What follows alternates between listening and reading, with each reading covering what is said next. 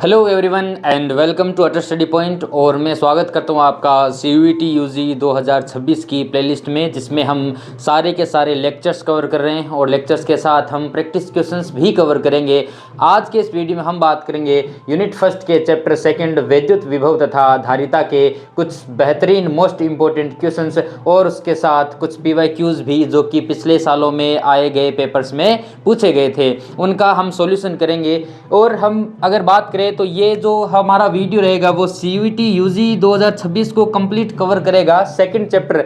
लेकिन जो students NEET UG 2026 की भी तैयारी कर रहे हैं उनके लिए भी ये वीडियो बहुत फ़ायदेमंद रहेगा, क्योंकि हमने काफ़ी अच्छे लेवल के क्वेश्चंस भी रखे हैं जो कि उनके लिए फ़ायदेमंद रहेगा। अगर हम बात करते हैं सिर्फ थियरी की, तो सिर्फ थियरी से ही हमें काम नहीं चलता है, हमें काफ़ी सारी प्रैक्टिस भी करनी पड़ती है, तभी हमें सक्सेस मिलती है। और रही बात वीडियो की, तो नेक्स्ट स्क्रीन पे जैसे हम जाएंगे तो तुम्हारे सामने क्वेश्चंस स्टार्ट हो जाएंगे। उन क्वेश्चंस को पहले तुम्हें पॉज करके 1 मिनट कम से कम देना होगा, ताकि उन क्वेश्चंस को तुम खुद सोल्व कर पाओ। अगर उन क्वेश्चंस को तुम सोल्व कर पाते हो तभी तुम्हें आइडिया लगेगा कि हाँ मैं सही था या गलत था, फिर बाद में आप सॉल्यूशन देखना। और सेकंड बात ये कि आपको क्वेश्चंस की PDF और सॉल्यूशन की जो PDF है वो चैनल के टेलीग्राम पर मिल जाएगी, और जो टेलीग्राम की लिंक है वो यूट्यूब के नीचे डिस्क्रिप्शन पे चैनल के जो वीडियो अपलोड होगा उसमें मैं रख दूंगा, और उसके अलावा चैनल के बायो में भी हमारी जो लिंक है वो अवेलेबल है। तो आप वहां जाएं, क्लिक करें, टेलीग्राम पे जाके उस PDF को डाउनलोड कर सकते हैं बाद की प्रैक्टिस के लिए, बाद के रेफरेंस के लिए। लेकिन वीडियो के साथ साथ भी आपको प्रैक्टिस जारी रखनी है। तो चलिए चलते हैं नेक्स्ट स्क्रीन पे। फर्स्ट सवाल है कि चित्र समरूप विद्युत क्षेत्र E में 4 बिंदु A, B, C तथा D को दर्शाता है। रेखाएं A, B तथा CD लंबवत है तथा BC तथा AD क्षेत्र रेखाओं के समांतर है। यदि VA, VB, VC तथा VD ABC तथा D पर विद्युत विभव है तब सही विकल्प का चयन कीजिए। यानी हमसे पूछा गया है कि विद्युत क्षेत्र में हमें 4 बिंदु दे रखे हैं और चारों बिंदु इस प्रकार है और इनका विभव में संबंध पूछा गया है। तो देखिए हम जानते हैं कि E क्या होता है -del V/del R, यानी कि दूरी के साथ अगर हम देखें तो विभव का मान घटेगा, और अगर लंबवत चलते हैं तो लंबवत का मान समान रहता है, यानी VA और VB क्या रहेगा बराबर, ठीक है, और VD और VC क्या रहेगा बराबर। अब इनमें से बड़ा कौन सा होगा, तो देखिए विद्युत क्षेत्र की तरफ ज़्यादा ये है, यानी ये दूरी कम है, ये दूरी कम होगी तो ये का मान जो V है उसका मान क्या रहेगा, ज़्यादा रहेगा। इसलिए यहाँ पे ऑप्शन कौन सा हो जाता है सही, second option is the correct answer. फिर नेक्स्ट क्वेश्चन है, बिंदु A पर बिंदु आवेश Q के कारण R दूरी पर एक बिंदु P पर विद्युत विभव V है। यदि इस आवेश का दुगुना 4R त्रिज्या के खोखले गोले की सतह पर एक समान रूप से वितरित किया जाता है जिसका केंद्र बिंदु A पर है, अब बिंदु P पर विभव होगा। तो हमें पहले दे रखा है कि यदि बिंदु P जो है वो किसी Q आवेश से R दूरी पर होता है तो उसका विभव होता है V, और हम जानते हैं इसका फॉर्मूला क्या हो जाएगा कि KQ/R, ठीक है, यानी V का मान कितना है, KQ/R है। अब वो कह रहा है कि एक गोले के सतह पर हमने क्या दे दिया है, 2Q आवेश दे दिया है। तो हमें पता है कि 2Q आवेश उसके केंद्र पर भी हम केंद्रित मान सकते हैं, तो ये 2Q आवेश हो गया। और इससे R दूरी पर अब हमसे क्या पूछा गया है, विभव पूछा गया है। यहाँ पर बिंदु P है और इसकी त्रिज्या कितनी है, 4R है। तो देखिए खोखले गोले के अंदर विद्युत क्षेत्र का मान 0 होता है, इसलिए जो विभव सतह पर होता है उतना ही विभव उसके अंदर भी रहता है। तो अगर हम सतह पर विभव की बात करें तो सतह पर टोटल विभव कितना हो जाएगा कि KQ कितना है, अभी 2Q है, अपॉन R कितना है, 4R, यानी यहाँ से KQ/2R ये विभव यहाँ पर हो जाएगा, जो कि सब अंदर के सभी बिंदुओं पर समान रहेगा। यानी इस बिंदु P पर भी विभव कितना होगा, KQ/2R, जिसकी वैल्यू कितनी है, ये अगर V' कह दूँ तो इसका मान देखिए किसके बराबर है, V के बराबर है। तो ये क्या हो जाएगा, V/2। तो कौन सा ऑप्शन सही है इसका, सेकेंड ऑप्शन इसका करेक्ट आंसर है। फिर बात करें नेक्स्ट क्वेश्चन की, तो नीचे स्थित बिंदु R दूरी के साथ विभव का परिवर्तन दर्शाया गया है। एक आवेश -Q को R 3 मीटर पर रखा जाता है तथा फिर छोड़ दिया जाता है। आवेश मूल बिंदु से दूर गति करेगा, मूल बिंदु की ओर गति करेगा, गति नहीं करेगा, वृत्तीय पथ अनुरेखित करेगा। अब देखिए इसमें क्या होता है कि हमें विभव तथा आर में ग्राफ दे रखा है। तो यहाँ पर देखा जाए तो विभव और आर में ग्राफ है और यहाँ पर विभव कांस्टेंट है और फिर यहाँ पर विभव वापस कम हो रहा है। तो अगर एक आवेश ऋणावेश को मैं यहाँ रखता हूँ माइनस क्यू को, तो गति करने के केसेस में इसका जो बल है वो ज़ीरो नहीं होना चाहिए, क्योंकि किसी वस्तु पर जब बल लगेगा तभी वह गति कर पाती है। तो अगर मैं यहाँ पे बात करूँ तो इसका बल कैसे ज्ञात करेंगे, तो F इजिक्वल्स टू होता है माइनस क्यू इंटू ई। अच्छा, ई ज्ञात करना है तो ई इजिक्वल्स टू क्या होता है, हम जानते हैं minus del V upon del R, जो कि ग्रेडियंट होता है पोटेंशियल का। Del V upon del R यानी कि वी और आर के सापेक्ष ढाल यहाँ पर दर्शा रहा है। तो अगर मैं यहाँ पे देखूँ ढाल पॉजिटिव है लेकिन यहाँ पर ढाल ज़ीरो है, इसका मतलब ई यहाँ ज़ीरो होगा, F यहाँ ज़ीरो होगा। F जब ज़ीरो होगा तो इसकी कोई भी गति नहीं होगी, यानी यह गति नहीं करेगा। फिर नेक्स्ट क्वेश्चन है कि एक विद्युत द्विध्रुव को समरूप विद्युत क्षेत्र में रखा गया है। अधिकतम स्थितिज ऊर्जा के लिए द्विध्रुव आघूर्ण तथा विद्युत क्षेत्र के मध्य कौन होगा। तो अगर हम कहें कि एक विद्युत क्षेत्र के अंदर इसे एक द्विध्रुव को रख दिया जाता है, जैसे मान लो माइनस क्यू और प्लस क्यू इस प्रकार रखते हैं, तो यहाँ पर इस पे बल इधर लग रहा है और इस पे बल इधर लग रहा है। अगर मैं इसके विरुद्ध पूरा कार्य करूँ तो वही कार्य किस में संचित होता है, स्थितिज ऊर्जा के रूप में संचित होता है। तो सबसे ज़्यादा कार्य करने के लिए मुझे इसे अगर घुमाकर मैं रखूं तो यहाँ पे पॉजिटिव आ जाएगा, जो कि अस्थायी संतुलन की अवस्था है। यानी कोण कितना हो जाएगा, 180 डिग्री अगर मैं इसे घुमा के रखूँ, यानी कि मैं इसे इस प्रकार रख देता हूँ, द्विध्रुव यहाँ हो प्लस क्यू और यहाँ पर क्या हो माइनस क्यू। तब इस स्थिति में इसकी स्थितिज ऊर्जा क्या हो जाएगी, सबसे अधिकतम हो जाएगी, यानी थीटा कितना हो जाएगा, पाई हो जाएगा। फिर अगला सवाल कह रहा है कि क्यू आवेश के क्षेत्र में ऊर्ध्वाधर तल में अर्धवृत्तीय पथ चित्र के अनुसार अनुदिश ए से बी तक ई आवेश तथा एम द्रव्यमान के इलेक्ट्रॉन को धीरे धीरे चलाने में किया गया कार्य है। तो एक ई आवेश है और एम द्रव्यमान इसे यहाँ से यहाँ तक लाया गया है और ये एक बिंदु आवेश है। बिंदु आवेश के हमें पता है कि बिंदु आवेश के कारण एक समविभव पृष्ठ कैसा होता है, इसी प्रकार होगा। और समविभव पृष्ठ पर एक बिंदु से दूसरे बिंदु तक ले जाने में किया गया कार्य क्या होता है, शून्य होता है। अगर हम देखें यहाँ से सभी बिंदु की दूरी क्या है, समान है। तो अगर हम इन दोनों का विभवांतर भी देखें तो भी कितना आएगा, शून्य आएगा, यानी कि यहाँ पर कार्य कितना किया जाएगा, ज़ीरो किया जाएगा। फिर नेक्स्ट सवाल कह रहा है कि दो बिंदु आवेशों +1 माइक्रोकुलाम को एक दूसरे से 2 मीटर की दूरी पर स्थिर रखा गया है। इन्हें एक दूसरे से 1 मीटर की दूरी पर लाने में कितना कार्य करने की आवश्यकता है। तो पहला ये कह रहा है कि पहले जो कंडीशन दे रखी है इसने, 1 माइक्रोकुलाम के आवेश दे रखे हैं जिनके मध्य में दूरी कितनी है, 2 मीटर है, ठीक है। तो अब देखिए इन दोनों के कारण इसकी स्थितिज ऊर्जा कितनी हो जाती है, U बराबर हो जाएगी Q1 Q2 अपॉन R, यानी कि K इंटू K का अगर मैं मान रख देता हूँ यहाँ पर तो इसका मान हो जाएगा 9 इंटू 10⁻9 इंटू माइक्रोकुलाम का हो जाएगा 10⁻6 इंटू 10⁻6 अपॉन R कितना है, 2 है। और यहाँ से ये 10⁻6 और -6 -12 हो गया, ये 9 हो गया, यानी ये हो गया 9 इंटू 10⁻3 अपॉन कितना हो गया, 2। अब वो कह रहा है कि यदि इसे 1 मीटर पर रख दिया जाए तो दूसरे निकाय की स्थिति क्या हो जाएगी कि 1 माइक्रोकुलाम और 1 माइक्रोकुलाम बटा कितना हो जाएगा, 1, यानी अब इसकी स्थितिज ऊर्जा कितनी हो जाएगी, ये 1 और ये 2। तो इसकी स्थिति ऊर्जा जाएगी 9 इंटू 10⁻9, के तो वही है, इंटू 10⁻6 इंटू 10⁻6 अपॉन कितना हो जाएगा, 1। तो यहाँ से अगर मैं मान देखूँ तो ये मान आता है 9 इंटू 10⁻3।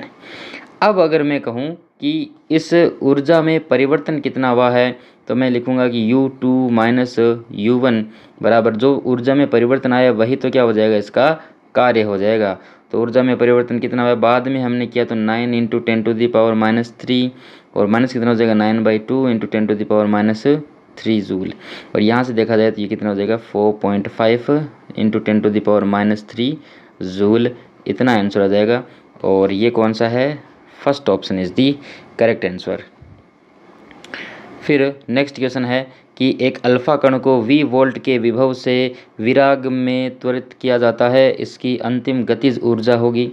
विराग का मतलब फ्री स्पेस है यहाँ पर, और अंतिम गतिज ऊर्जा हमसे पूछी गई है। तो ऊर्जा जो होती है वो विभव V वोल्ट के लिए, देखो सबसे पहले बात करते हैं अल्फा कण पर आवेश कितना होता है। तो अल्फा कण पर आवेश होता है 2E के बराबर, ठीक है। और अगर मैं कहूँ इसे V वोल्ट में रखा गया है तो हम जानते हैं कि विभव की परिभाषा क्या होती है कि V इज टू होता है U अपॉन Q0। यहाँ से U इज टू क्या हो जाएगा, V इंटू क्यू नॉट, और यही जो ऊर्जा है वो किस में आती है, कार्य में, और यही ऊर्जा अगर स्थितिज ऊर्जा है टोटल, तो इतनी ही मैक्सिमम ऊर्जा उसके पास क्या हो जाएगी, गतिज ऊर्जा में परिवर्तित हो जाएगी, यानी V इंटू क्यू नॉट इसका मान कितना है, V इंटू 2E। तो इसका आंसर कितना हो जाएगा, 2E into V। First option is the correct answer. फिर अगला क्वेश्चन क्या है, अगला सवाल कह रहा है कि दो सकेंद्रीय चालक कोष जिसका केंद्र मूल बिंदु है तथा त्रिज्या A तथा B है, B जो है वो A से बड़ा है, के समंजन में आवेश Q1 तथा Q2 आंतरिक तथा बाह्य कोष को दिए जाते हैं, तब मूल बिंदु से R दूरी पर विभव V है। तो हम बनाते हैं यहाँ पर दो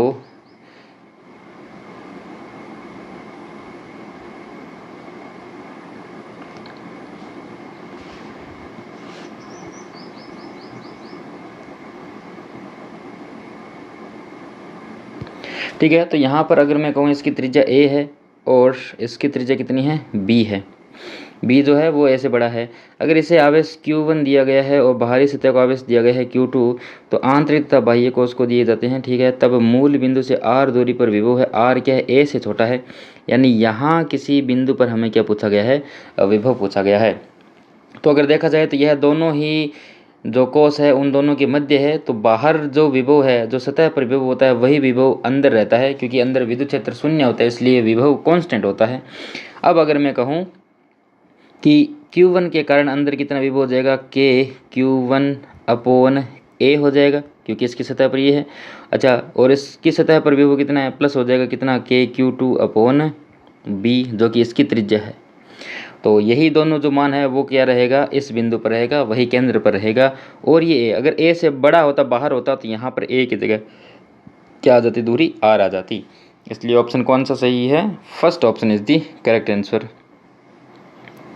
फिर बात करते हैं, अगला सवाल कह रहा है कि R तथा 2R त्रिज्या के दो सकेंद्रीय चालक गोले क्रमशः Q तथा -2Q आवेश ग्रहण किए हुए हैं। यदि आंतरिक गोले पर आवेश को दुगुना किया जाता है, तब दोनों गोलों के मध्य विभवांतर होगा। अब ये कह रहा है कि यहाँ पर हमें एक सिचुएशन दे रखी है, तो हमें इन दोनों गोलों पर क्या करना है, मान ज्ञात करना है। अब अगर मैं कहूँ कि अगर मुझे इन दोनों का विभवांतर ज्ञात करना है, तो अगर मैं इसकी सतह और इसकी सतह पर जो विभव है उनका अंतर ज्ञात कर लूँ, तो मुझे क्या मिल जाएगा, विभवांतर मिल जाएगा। तो डेल्टा V बराबर कितना होगा, VA माइनस VB कर देता हूँ। VA क्या है, इसकी सतह का आवेश, इसकी सतह पर आवेश कितना है टोटल, पहला तो खुद के कारण कितना हो जाएगा, KQ बटा R, जो कि खुद की त्रिज्या है। दूसरा, इस सतह पर इसके कारण भी आवेश जो है विभव वो रहेगा, वो कितना हो जाएगा, -2 KQ अपॉन इसकी त्रिज्या कितनी है, 2R, ये इसके वजह से। अच्छा, अब यहाँ पर अगर हम विभव देखें तो यहाँ पर विभव कितना हो जाएगा, अंदर वाले आवेश के कारण कितना हो जाएगा, ये हो जाएगा प्लस, देखो यहाँ पे माइनस है तो माइनस VB निकाल लेता हूँ, कितना हो जाएगा, KQ अपॉन यहाँ से यहाँ तक की दूरी कितनी ली जाएगी, 2R, क्योंकि अंदर वाले आवेश से तो बाहर बिंदु है और इतनी दूरी पर है, ठीक है। और दूसरे आवेश के कारण कितना हो जाएगा, -2 KQ अपॉन खुद की त्रिज्या कितनी है, 2R है, ये मान आ गया। माइनस को अगर मैं बाहर रखूँगा तो ब्रैकेट से क्या हो जाएगा, ये हो गया प्लस माइनस और ये हो गया प्लस। तो यहाँ से देखो ये तो हो गया कैंसिल आउट, और इन दोनों में अगर मैं मान देखना चाहूँ तो कितना हो गया, KQ अपॉन 2R, है ना, इसमें से ये माइनस हो जाएगा, तो ये आ गया डेल्टा V पहले। अब वो कह रहा है कि अंदर वाले आवेश को मैंने क्या कर दिया है, दुगुना कर दिया गया है, तो कोई बात नहीं, हम यहाँ से क्या करते हैं, अब इसको 2KQ कर देते हैं, और यहाँ पे भी कितना हो जाएगा, 2KQ। तो समीकरण जब हल करेंगे तो डेल्टा V2 जो नया है वो कितना हो जाएगा, तो 2KQR, इसमें से अगर निकालेंगे तो ये कितना हो गया, 2R, ये हो गया 4KQ माइनस 2KQ, यानी ये हो गया 2KQ अपॉन 2R। अगर मैं कहूँ कि ये जो विभव है वो कितना है, डेल्टा V1 है, तो delta V2 is equal to कितना हो जाएगा, 2 इंटू डेल्टा V1, यानी परिवर्तन का मान कितना हो जाएगा, दुगुना हो जाता है। इस प्रकार हम इन्हें कैलकुलेट करते हैं पूरा। फिर अगला सवाल कह रहा है कि एक खोखले चालक गोले को चित्र में दर्शाए अनुसार P पर बिंदु आवेश द्वारा उत्पन्न विद्युत क्षेत्र में रखा गया है। माना VA तथा VB क्रमशः बिंदु A तथा B पर स्थिर विद्युत विभव है। तब तो देखा जाए यहाँ पर अगर मैं कहूँ तो ये एक आवेश रखा हुआ है, Q आवेश है, Q आवेश के कारण यहाँ से विद्युत क्षेत्र रेखाएं गुजरेगी, और अगर ये एक चालक सतह है, देखिए यहाँ पर क्या है, एक चालक सतह है, तो चालक सतह की जो पृष्ठ होती है वो समविभव पृष्ठ की भांति कार्य करती है, तो दोनों ही विभव क्या हो जाएंगे, समान हो जाएंगे। फिर अगला सवाल कह रहा है कि दिए गए परिपथ में 2 माइक्रोफेरेड संधारित्र पर आवेश तथा 3 माइक्रोफेरेड संधारित्र पर आवेश का अनुपात होगा, यानी हमें यहाँ और यहाँ पर आवेश का क्या ज्ञात करना है, अनुपात ज्ञात करना है। तो इस परिपथ को मैं अगर थोड़ा सा सिंपल करना चाहूँ तो ये कुछ इस प्रकार है कि देखिए यहाँ तो 1 माइक्रोफेरेड है और इसके साथ जुड़ा हुआ है 2 माइक्रोफेरेड, 2 माइक्रोफेरेड, और फिर इसके साथ जुड़ा हुआ है 3 माइक्रोफेरेड, और फिर इन दोनों के आगे हमने क्या जोड़ दी है, बैटरी जोड़ दी है। तो देखिए जब बैटरी जुड़ी होगी तो यहाँ से यहाँ पे दोनों का विभव क्या रहेगा, समान रहेगा, है ना। यहाँ पर दोनों पे क्या विभव रहेगा, समान रहेगा। और अगर मैं बात करूँ आवेश की, तो कुल आवेश दोनों में बढ़ जाएगा। अगर यहाँ से Q आवेश आता है तो इधर क्या जाएगा, Q1 आवेश, और यहाँ क्या जाएगा, Q2 आवेश। तो Q is equal to Q1 plus कितना हो जाएगा, Q2। और अगर इसमें विभव V है, V1 है, तो यहाँ पर भी विभव कितना होगा, V1 हो गया, यानी V1 इज इक्वल टू कितना हो जाएगा, V2। अगर मैं बात करूँ यहाँ पे V2 की, तो यहाँ पे विभव कितना हो जाएगा, देखिए ये हो जाएगा Q is equal to CV होता है, तो V इज इक्वल टू कितना हो जाएगा, Q अपॉन C, यानी कि Q2 अपॉन 3 माइक्रोफेरेड बराबर। अब यहाँ से मुझे निकालना है किसका मान, V1 का। तो देखिए यहाँ से अगर मैं Q1 का मान ज्ञात करूँ तो इसके लिए और इसके लिए मान समान रहेगा, लेकिन विभव इन दोनों में अलग अलग बढ़ जाएगा। तो V1 का मान इन दोनों के योग के क्या रहेगा, बराबर रहेगा। तो यहाँ पे दोनों का विभव कितना हो जाएगा, मैं कैलकुलेट कर लेता हूँ। इन दोनों का विभव हो गया कि Q1 अपॉन 1 माइक्रोफेरेड प्लस कितना हो जाएगा, Q1 अपॉन 2 माइक्रोफेरेड, जो कि क्या है, इन दोनों पे आवेश का मान रहेगा समान। तो दोनों विभव का मान रख दिया। हमसे पूछा क्या गया है, Q1 अपॉन Q2 का मान पूछा गया है। यहाँ से Q1 को कॉमन ले लेता हूँ, अंदर कितना हो गया, 1 अपॉन देखो 2 माइक्रोफेरेड, और मैं लिखूँगा तो ये हो जाएगा 2 प्लस 1 बराबर कितना हो गया, Q2 अपॉन 3 माइक्रोफेरेड। अच्छा Q1 अपॉन Q2 को इधर ले आता हूँ और इसे अगर आगे भेज देता हूँ तो गुणा में है तो कहाँ जाएगा, डिवाइड में जाएगा। ये हो गया 3/2, जो कि ऊपर जाके कितना हो जाएगा, 2/3।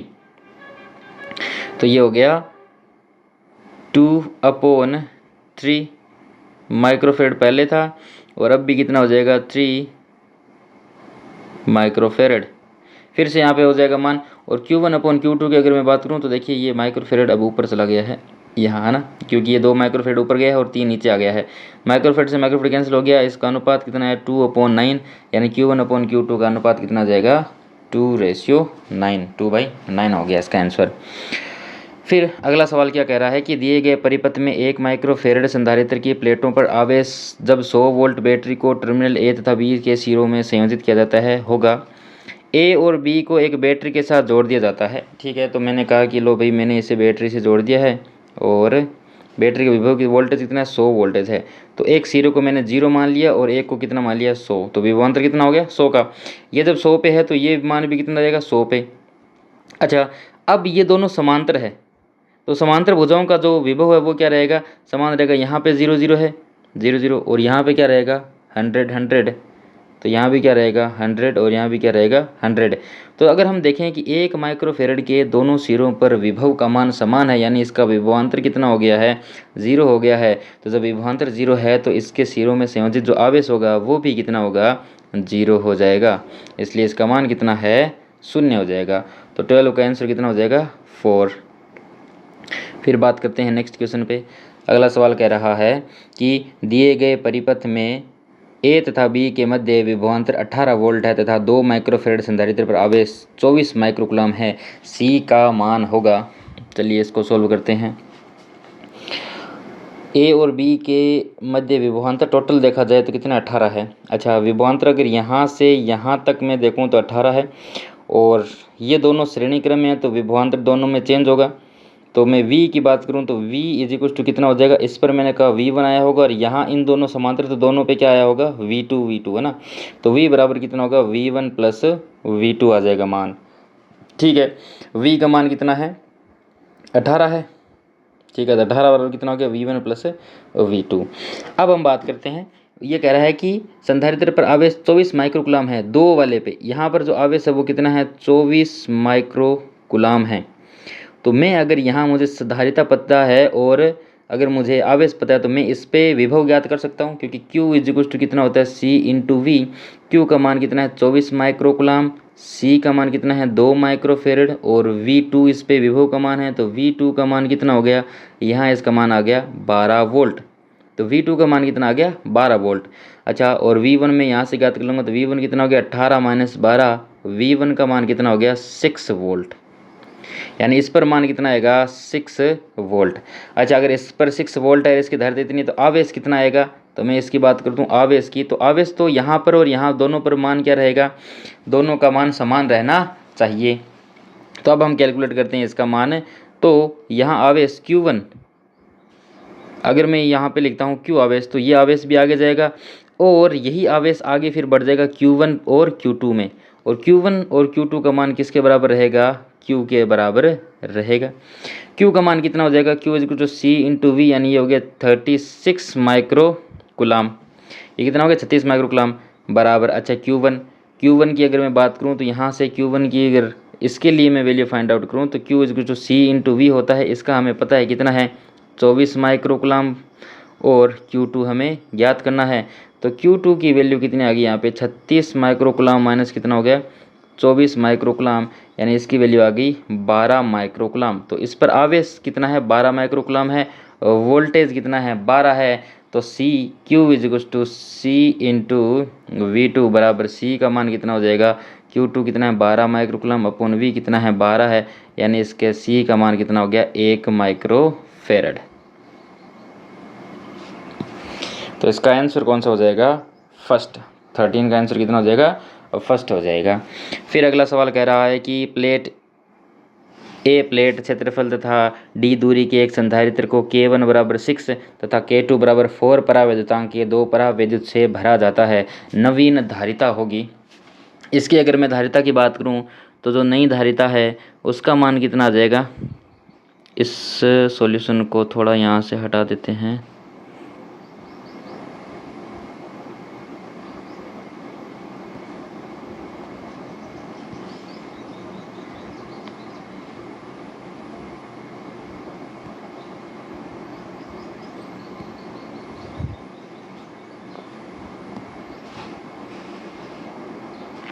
तो अब ये क्या कह रहा है कि यहाँ पर देखिए, हमने जो परावैद्युतांक पदार्थ भरा है वो इस प्रकार भर दिया है। तो ये बेसिकली 2 संधारित्र की भांति कार्य करेगा जो कि समांतर में जुड़े हुए हैं। इसकी धारिता पहले C1 थी या फिर इसकी धारिता C2 थी। अब K1 के कारण इसकी धारिता कितनी हो जाएगी, K1 C1, और इसकी धारिता कितनी हो जाएगी, K2 C2, क्योंकि परावैद्युतांक माध्यम बनने से जो धारिता है वो बढ़ जाती है। अब हम ज्ञात करते हैं इसका मान। तो टोटल धारिता कितनी हो जाएगी, K1 C1, क्योंकि दोनों समांतर में है इसलिए दोनों जुड़ जाएंगे, K2 C2।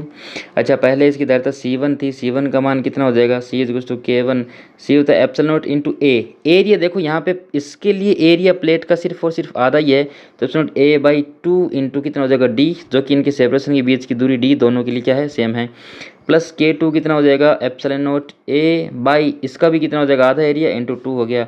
तो C का मान अब मान रखते हैं, K का मान कितना है 6, और ये हो गया epsilon not A by 2D, और प्लस ये कितना हो गया K2 4 epsilon not A by 2D। तो इसकी वैल्यू अगर मैं देखूँ तो C बराबर हो गया 10 epsilon not A upon 2D, यानी ये हो गया 5 epsilon not A upon D, जो कि ऑप्शन नंबर है थर्ड। तो थर्ड ऑप्शन इसका क्या हो जाएगा, करेक्ट हो जाएगा।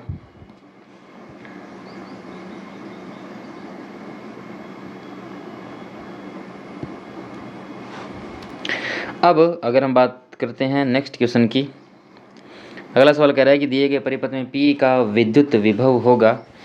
P पर हमें विद्युत विभव ज्ञात करना है। अब अगर हम देखें तो ये तीनों श्रेणी में है, तो तीनों का जो आवेश है वो क्या रहेगा, समान रहेगा। तो अगर मैं कहूँ कि Q और विभवांतर जो है वो तीनों के मानों का क्या होगा, योग होगा। टोटल विभव जो है वो क्या हो जाएगा, V1 plus V2 plus V3। और टोटल विभव की अगर मैं बात करूं तो यहाँ से यहाँ तक क्योंकि ये ग्राउंडेड है तो इसका मान 0 होगा। ये 11 टोटल विभव का मान कितना हो गया 11 बराबर V1 की अगर बात करें तो V1 बराबर क्या हो जाएगा Q/C1 प्लस V2 कितना हो जाएगा Q/C2 प्लस V3 कितना हो जाएगा Q/C3। क्योंकि देखो Q जो है तीनों श्रेणी क्रम में है तो तीनों का मान क्या रहेगा समान।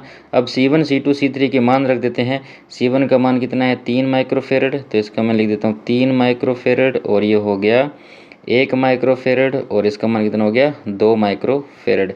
एलसीएम अगर मैं लूँ तो इसका आएगा 6, ये हो गया 2 + 6 + 3 यानी कि 11 Q/6 माइक्रोफेरेड बराबर किसके आएगा 11 के।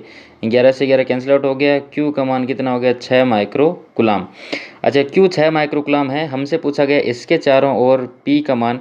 तो मैं अगर इसके विभवांतर Q = CV निकाल लेता हूँ तो मुझे इसके विभवांतर का मान आ जाएगा, यानी कि Q कितना है 6 माइक्रोकुलाम है बराबर कितना है C इसका 3 माइक्रोफेरेड इंटू V, तो V का मान कितना हो गया 2 आ गया, जो कि क्या है विभवांतर है, दोनों के विभव का अंतर है, यानी कि VA - VB बराबर कितना होना चाहिए 2। तो VB का जो मान है वो कितना हो जाएगा 2 - 11, यानी कि ये हो गया 9 वोल्ट। यहाँ से इसका मान कितना हो गया 9 वोल्ट आ जाता है, यानी कि 4th option is the correct answer.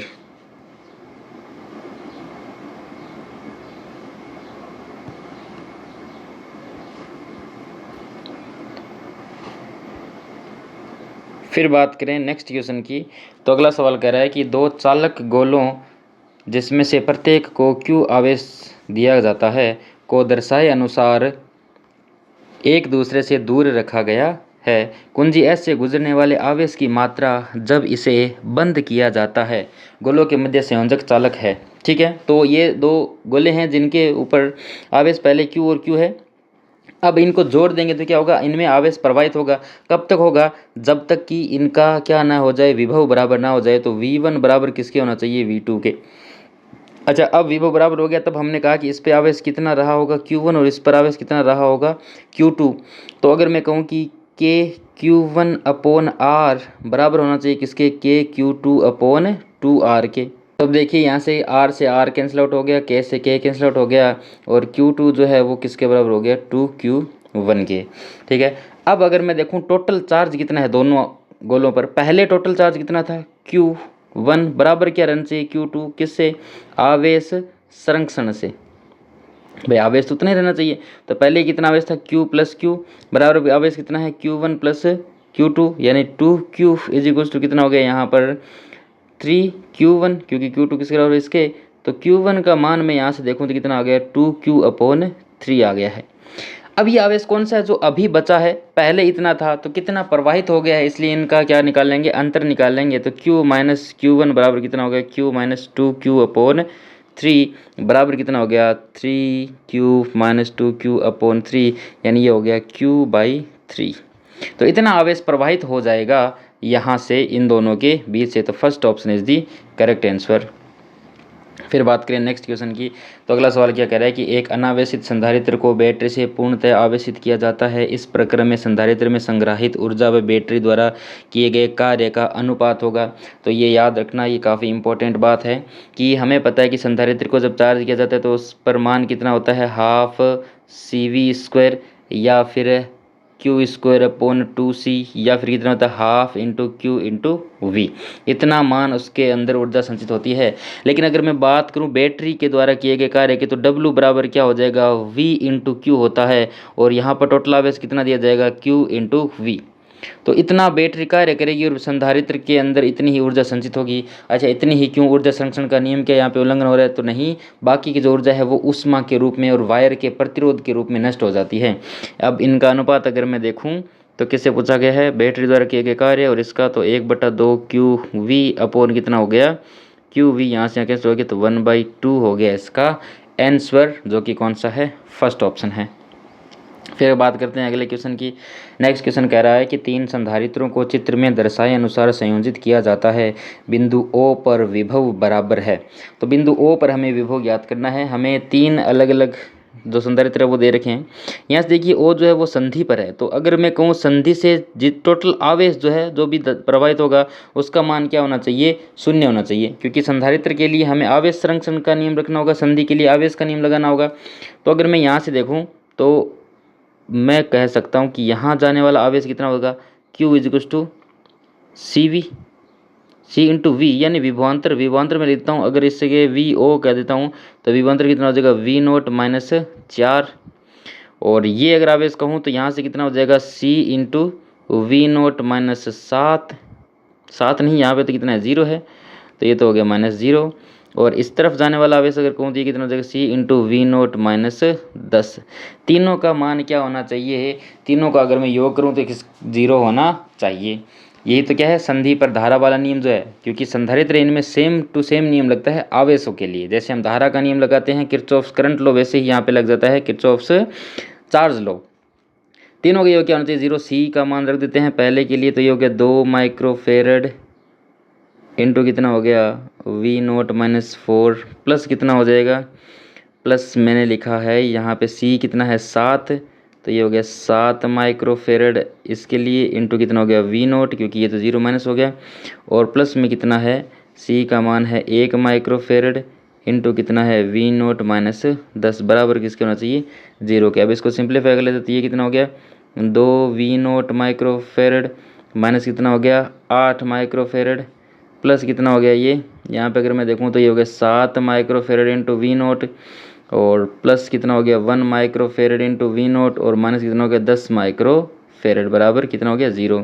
तो माइक्रोफेरेड से तो सभी माइक्रोफेरेड कैंसिल आउट हो जाएंगे, और एक साइड कितना बच गया 2 V0 plus 7 V0 plus V0 बराबर किसके हो जाएगा, बराबर हो गया -8 हो गया 8, और 10 हो गया प्लस 10, ये हो गया 7 2 9 9 और 1 10, 10 V0 बराबर कितना हो गया 18, यानी V0 बराबर कितना हो गया 18/10 इज टू 1.8 वोल्ट। इतना विभव उसके बराबर रहेगा, जो कि कौन सा है, 4th option is the correct answer. फिर बात करते हैं अगले क्वेश्चन की। तो अगला सवाल क्या कह रहा है, 19वां जो सवाल है,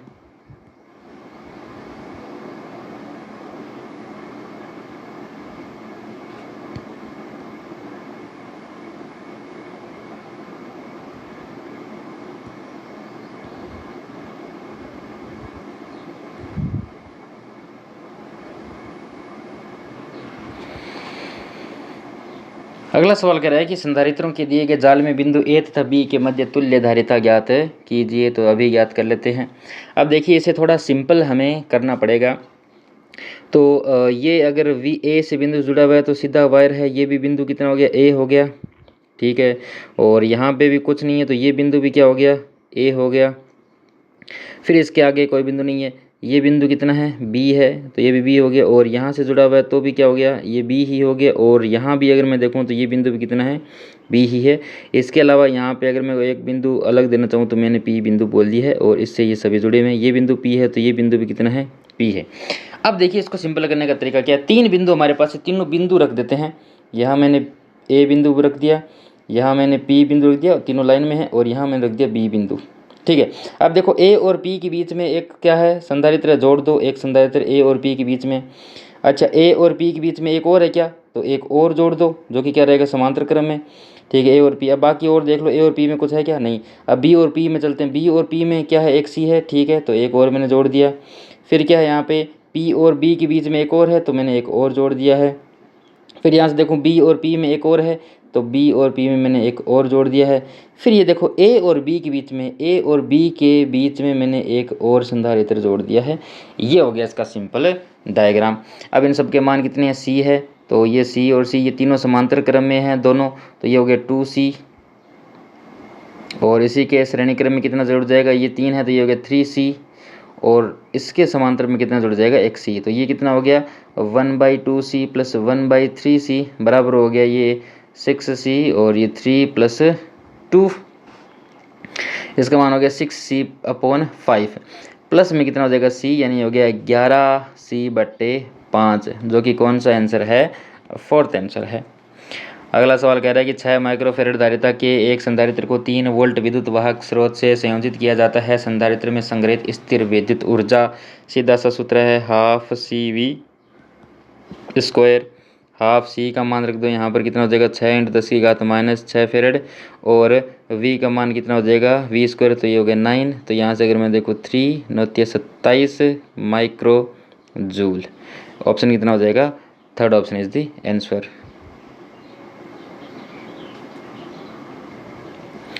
नेक्स्ट सवाल है कि चित्र में 4 बिंदु A, B, C तथा D एक समान विद्युत क्षेत्र E में स्थित है, सही विकल्प का चयन कीजिए। तो चलो चयन करते हैं। A B से छोटा होगा, A B से छोटा होगा, नहीं, ये दूरी इसकी कम है तो इसका मान ज़्यादा होगा, ये तो गलत हो गया है। VC बराबर VD, VC और VD नहीं, दूरी का अंतर है, दोनों बराबर नहीं हो सकते। VB बराबर VD, सही बात है, दोनों क्या है, एक दूसरे के लंबवत है, यानी कि समविभव पृष्ठ पे है, क्योंकि E का लंबवत पृष्ठ हमेशा कैसा होता है, समविभव पृष्ठ होता है। दोनों का विभवांतर क्या रहेगा, समान रहेगा। अगला सवाल कह रहा है कि भुजा लंबाई L के समबाहु त्रिभुज के शीर्ष पर 3 कोने रखे हुए हैं, यदि केंद्र पर विभव 0 है तब सही संबंध होगा। चलो मान ज्ञात कर लेते हैं। हम बनाते हैं एक समबाहु त्रिभुज, और यहाँ -q रखा है, यहाँ -q रखा है, यहाँ 2q रखा है, और ये इसका केंद्र है। केंद्र से इन तीनों की दूरी हमने ले ली, कितनी है, a है, तो ये हो गया a इसकी दूरी, ये भी a है और ये भी a हो गया है। अब अगर मैं कहूँ तीनों का विभव, तो पहले का विभव कितना हो जाएगा -kq/a, और दूसरे का कितना हो जाएगा -kq/a, तीसरे का कितना हो जाएगा +2kq/a, बराबर किसके है, ये 0 के है। तो ka और ka तो क्या हो गए, सारे 0 हो गए। -q +2q बराबर किसके होना चाहिए, 0 के, यानी -q + q = 0, so the q will be equals to small q। तो फर्स्ट ही क्या है, रिलेशन इसका सही है। इसके बाद अगला क्वेश्चन क्या कह रहा है, 23, किसी लघु विद्युत द्विध्रुव के कारण किसी बिंदु पर विद्युत विभव का मान है। तो देखो ये तो सीधा सूत्र है, अगर हम मान देखते हैं तो इसका मान कितना हो जाएगा Kp.r अपॉन क्या हो जाएगा r³। अगर इसे मैं सिंप्लीफाई करूँ तो ये हो जाएगा Kp r cos θ/r³। r से r कैंसिल हो जाएगा तो हो गया Kp cos θ/r²। क्योंकि ये अदिश राशि इसलिए तो क्रॉस प्रोडक्ट जो है वो नहीं होगा, आंसर कितना हो जाएगा, डॉट प्रोडक्ट इसका रह जाएगा। फिर अगला सवाल कह रहा है कि 1 मीटर भुजा के समबाहु त्रिभुज के 2 शीर्षों पर 2 आवेश 2 माइक्रोकूलम तथा 8 माइक्रोकूलम को रखा जाता है। त्रिभुज के तीसरे शीर्ष पर विभव होगा। हमें यहाँ विभव पूछा है, 2 माइक्रोकूलम ये है, 8 माइक्रोकूलम ये है, ये एक भुजा है, ये 1 मीटर, ये 1 मीटर है। इसके कारण यहाँ पर विभव कितना होगा, तो ये हो जाएगा KQ/r, r कितना है 1, और इसके कारण कितना हो जाएगा +KQ/r। k का मान कितना हो जाएगा 9 × 10⁹, q का मान कितना है 2 माइक्रोकूलम/r है तो 1, और ये हो गया 9 × 10⁹ इंटू कितना हो गया 10 इस q का मान कितना है 8 × 10⁻⁶, तो ये हो गया 18 × 10⁻³ प्लस हो गया 72 × 10⁻³ और अगर मैं इन दोनों को सिंप्लीफाई करूँ तो ये हो गया 90 × 10⁻³ वोल्ट, यानी कि आंसर कौन सा हो जाएगा, फर्स्ट आंसर हो जाएगा। फिर अगला सवाल कह रहा है कि नीचे दिए गए निकाय के कारण बिंदु A पर विद्युत विभव है। विद्युत विभव पूछा गया है, सीधा इसका फॉर्मूला है। तो फॉर्मूला कितना होता है, हमें पता है कि अगर हम इसको नेगलेक्ट नहीं करते हैं ए को, क्योंकि अभी हमने यहाँ पे देखो ऑप्शन में ए को नेगलेक्ट किया नहीं है, तो इसका फॉर्मूला होता है Kp/r²। अगर हम नेगलेक्ट नहीं करते तो इसका मान कितना हो जाएगा Kp/r² - a²। p का मान रख देता हूँ तो ये कितना हो जाएगा K × 2q × a, या फिर मैं लिखता हूँ कि q × 2a अपॉन कितना हो गया r² - a²। अच्छा, इससे मिलता जुलता कोई है क्या option, 2kqa/r² - a²। Second option क्या हो जाएगा, इसका सही आंसर हो जाएगा। फिर अगला सवाल क्या कह रहा है कि चित्र में दर्शाए विलगित आवेशित चालक के लिए यदि बिंदु A तथा B पर विद्युत क्षेत्र क्रम से EA तथा EB है, तब EB बड़ा होगा E से, EA बड़ा होगा B से, EA और B दोनों बराबर होंगे लेकिन 0 नहीं होंगे, EA और B दोनों ही क्या हो जाएंगे, 0 हो जाएंगे। तो देखिए यहाँ पे एक कंसेप्ट है, जो नुकीला भाग होता है उस पर आवेश हमेशा क्या रहेगा, ज़्यादा रहेगा। तो यहाँ पर आवेश ज़्यादा है तो इस पर जो तीव्रता है वो भी क्या रहेगी, ज़्यादा, और यहाँ पर आवेश कम रहेगा इसलिए यहाँ पर तीव्रता क्या रहेगी, कम। इसलिए second option is the correct answer ई ए पर ज़्यादा रहेगा, ना कि ई बी पर। ठीक है, अगला सवाल कह रहा है कि विद्युत द्विध्रुव आघूर्ण P के एक विद्युत द्विध्रुव को एक समान विद्युत क्षेत्र E में रखा जाता है। द्विध्रुव की स्थिर विद्युत स्थितिज ऊर्जा का तो सीधा फॉर्मूला होता है -P.E, जिसे हम लिखते हैं -PE cos theta. Fourth option is the correct answer.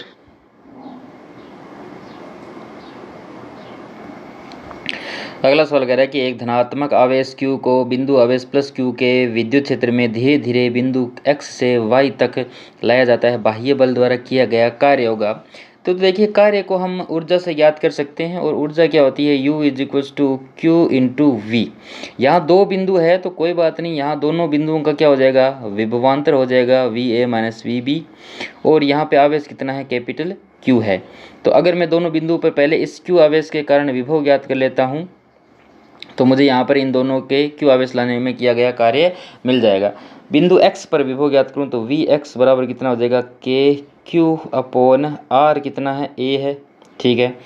और Vy कितना हो जाएगा, Vy है KQ/B, ठीक है। अब अगर कहाँ से कहाँ तक जा रहा है, X से बिंदु Y तक लेके जाते हैं तो X है Y है, तो Vy - Vx ये क्या हो गया, विभवांतर इंटू आवेश कितना है, किस आवेश को लेके जा रहे हैं, Q आवेश को, तो मान रख देते हैं Q × Vy कितना है, KQ/B माइनस कितना हो जाएगा, KQ/A, बाहर कॉमन ले लेते हैं इसको, तो ये हो गया Q × Q, K का मान लेते हैं 4πε0, अंदर क्या बच गया, 1/B - 1/A, जो कि ऑप्शन कौन सा है, फर्स्ट ऑप्शन है। अगला सवाल कह रहा है कि जब एक विद्युत द्विध्रुव को एक समान विद्युत क्षेत्र में रखा जाता है तब इसकी स्थिर विद्युत स्थितिज ऊर्जा अधिकतम होती है। द्विध्रुव आघूर्ण तथा विद्युत क्षेत्र के मध्य कोण कितना होगा, तो ये तो सीधा डायरेक्ट रिलेशन है, याद रखना है। कोण अधिकतम स्थिर ऊर्जा के लिए कितना होगा, 180 डिग्री, क्योंकि स्थिर ऊर्जा का मान कितना होता है, -PE cos थीटा, और cos 180 कितना होता है, -1, यानी U का मान कितना हो जाएगा, PE हो जाएगा, जो कि मैक्सिमम मान रहेगा। फिर बात करते हैं अगले सवाल की। P द्विध्रुव आघूर्ण के एक विद्युत द्विध्रुव को एक समान विद्युत क्षेत्र E के समांतर रखा जाता है। इसे क्षेत्र के लंबवत घुमाने में बाह्य बल द्वारा किया गया कार्य होगा। तो देखो, अगर हम इसे लंबवत घुमाएंगे तो पहले स्थिर ऊर्जा की अगर मैं बात करूँ तो यहाँ अगर स्थिर ऊर्जा रखूँगा तो कितना हो जाएगा, यहाँ U का मान होगा -PE cos कितना है, 0 है, तो ये हो गया -PE। फाइनल अगर मैं इसे लंबवत करूँगा तो लंबवत करने में थीटा का मान कितना हो गया, 90 हो गया, तो U2 कितना हो गया, 0। अब कार्य ज्ञात करना है तो ऊर्जा में परिवर्तन, तो W बराबर कितना हो गया, U2 - U1, यानी 0 माइनस कितना हो गया, PE बराबर कितना हो गया, P × E। तो कितना मान हो जाएगा, P × E हो जाएगा। ऐसे हम P × E से भी कर सकते हैं, जब हम बल आघूर्ण ज्ञात करेंगे तो भी साइन थीटा कितना हो जाएगा, 90 डिग्री हो जाएगा, 90 पे इसका मान कितना हो जाएगा, 1, तो PE हो जाएगा। फिर अगला सवाल, निम्न परिपथ में बिंदु A तथा B के मध्य तुल्य धारिता है, प्रत्येक संधारित्र की धारिता कितनी है, 2 माइक्रोफेड। अच्छा, तुल्य धारिता पूछी गई है, इसका मान 2 है, 2 माइक्रोफेड, इसका मान भी कितना है, 2 माइक्रोफेड, इसका मान भी कितना है, 2 माइक्रोफेड, दोनों समांतर में तो जुड़ के कितने हो जाएंगे, 4 माइक्रोफेड, और प्लस में कितना हो जाएगा, 2 माइक्रोफेड, दोनों श्रेणी में हैं तो इसलिए कितना हो जाएगा, 1/4 माइक्रोफेड प्लस 1/2 माइक्रोफेड बराबर 1/C इक्वलेंट। अगर एलसीएम लूँ तो 4 आएगा, 1 + 2 हो गया, यानी हो गया 4/3 माइक्रोफेरेड। आंसर कितना हो जाएगा, फोर्थ। अगला सवाल कह रहा है कि यदि 2 माइक्रोफेरेड धारिता के एक संधारित्र को 10 वोल्ट की बैटरी से संयोजित किया जाता है तब संधारित्र को पूर्णतः आवेशित होने तक संयोजन तारों में ऊष्मा ऊर्जा के रूप में प्रयुक्त ऊर्जा होगी। तो संधारित्र कितना है, C का मान दे रखा है 2 माइक्रोफेरेड 10⁻⁶ फेरेड है, और 10 वोल्ट है, V का मान कितना है, 10 वोल्ट है, संयोजित किया जाता है तब संधारित्र को पूर्णतः आवेशित होने पर। तो देखिए, संधारित्र 10 वोल्ट की बैटरी का जो वोल्टेज है वो कितना है, 10 है। बैटरी का जो कार्य होगा वो कितना हो जाएगा, Q × V होता है, टोटल वर्क डन, ठीक है। और जो बैटरी में जाता है ऊर्जा वो उसकी क्या होती है, आधी होती है, हाफ Q × V होती है। तो अगर मैं इस कहूँ कि यहाँ पे इसकी ऊर्जा कितनी हो जाएगी, तो इसकी ऊर्जा हो जाएगी हाफ C कितना है, 2 × 10⁻⁶ इंटू V² कितना हो जाएगा, 10⁻, तो ये होगा 100। यहाँ से अगर मैं देखो तो ये हो गया 10⁻⁴ जूल, इसका मान आएगा संधारित्र में संचित ऊर्जा, तो ये होती है बैटरी की ऊर्जा से आधी, यानी कि बैटरी में इसकी क्या होगी डबल, तो 2 × 10⁻⁴ जूल क्या रहेगी बैटरी में ऊर्जा रहेगी, और इतनी ही ऊर्जा वापस क्या हो जाएगी खर्च हो जाएगी।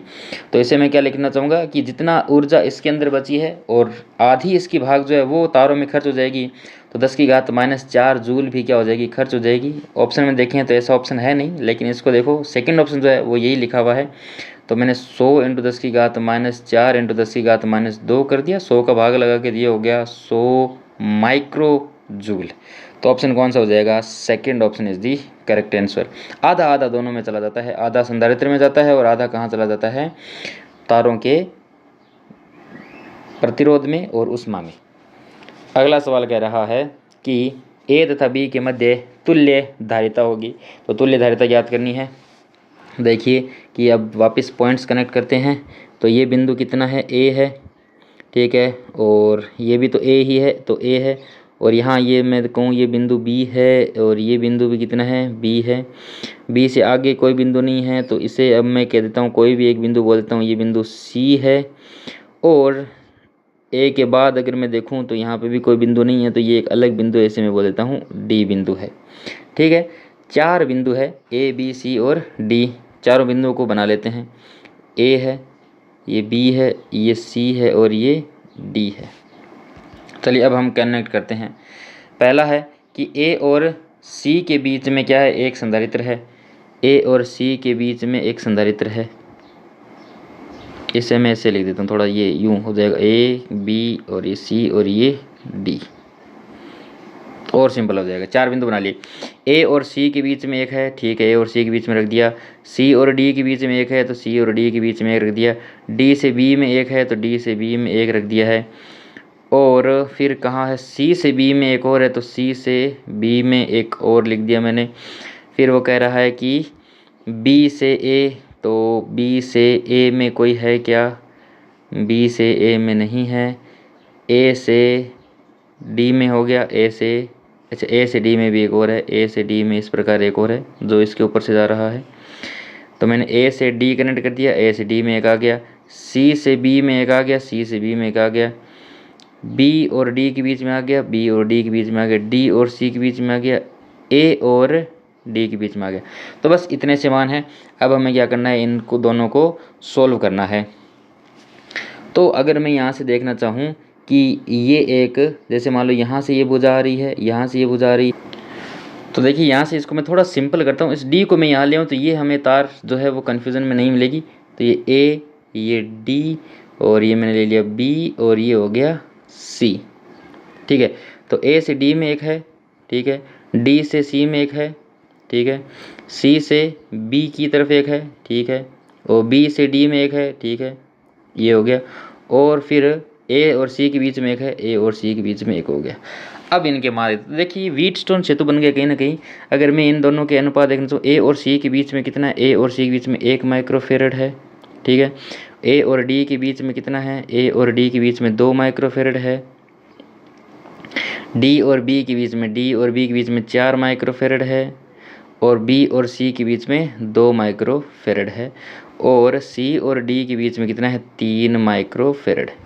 तो अगर मैं इन दोनों का अनुपात देखूं तो 2:1 बराबर कितना हो जाएगा, 4/2, यानी कि ये हो गया 2/1। व्हीटस्टोन सेतु की संतुलन अवस्था को दोनों ही मान रहे हैं, इसलिए इस बीच वाले का कोई अस्तित्व नहीं रहेगा।